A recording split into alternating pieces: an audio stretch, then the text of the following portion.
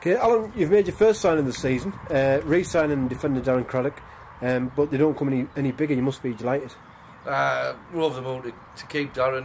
He's been one of the main backbones of the team last season, and one of the most careful defences in the league. There was only 3 teams conceded less than us, and he was pivotal in that. So absolutely delighted to keep him. A few teams wanted him, we know that, but he's the Aycliffe lad, and seasons prior to this he didn't really enjoy himself, and he said he'd really enjoyed himself at Aycliffe. You only have a short period of your life to play football, so you might as well enjoy it, and we're really delighted he signed, and so are all the fans. Brilliant for the town, the club, everything.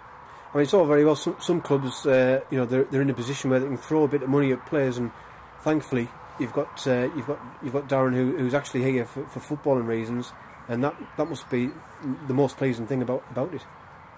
Exactly. People can and will go elsewhere. People have different circumstances financially, and they feel as though they have to go.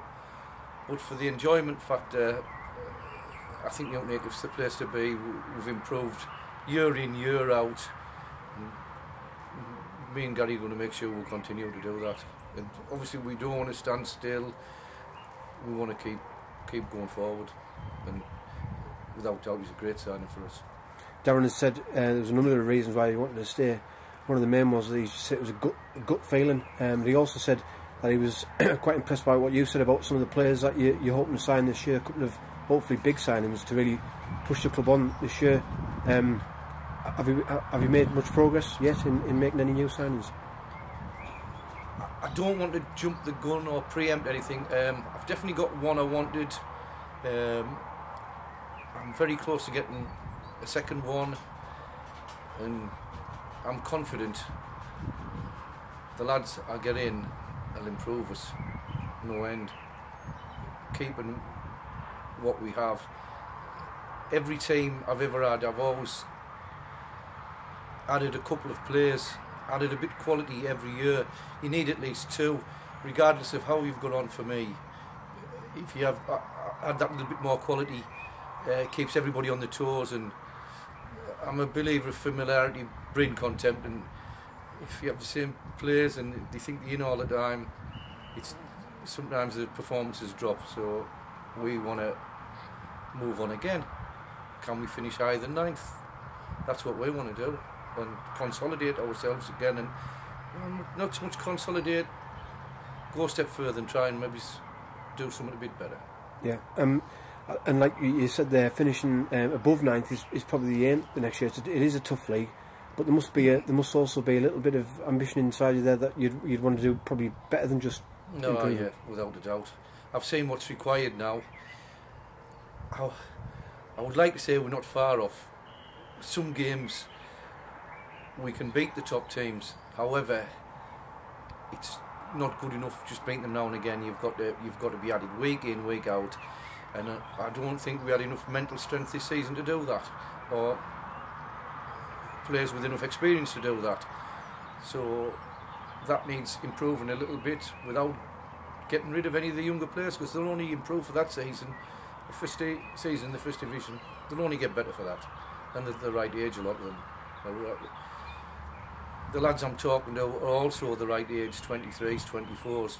So I've told them I don't want them for one season. I want them 2, 3, 4, and see if we can blend a proper team together.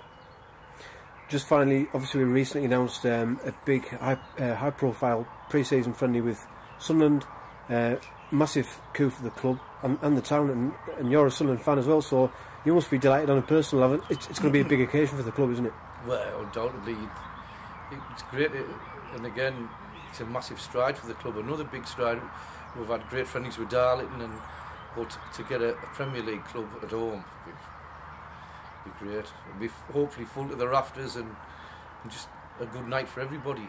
And the players will enjoy it, and we hope Sunderland do. To be fair, we just want to have a good night all round.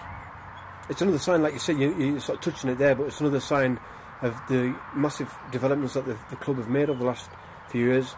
Hopefully, I mean, on the footballing side, you and Gary are looking to take things on. The committee are also hoping to take things, to the next level. And you can see the club hopefully moving on. Yeah, I have a great feeling about the season coming. The season prior, I was admittedly a little bit, I wouldn't say nervous, but cautious about how we would do. Haven't seen a lot of First Division games the season before, and no disrespect to anybody, but it's quite a higher standard than the Second Division. This season, I'm really looking forward to it. I've had a good look at all our players, obviously all season, over the 50 odd games or whatever we've had, and I just know what's required. I feel as though I know what's required. We're not far off, but still need a bit more quality, I would say, because we're getting the best out of them, effort and great things like that, and the will to win's been great, and the camaraderie in the team's spirit's been magic, but maybe we need a little bit more quality, and that's what we're striving to do, and take us forward again. That's the aim.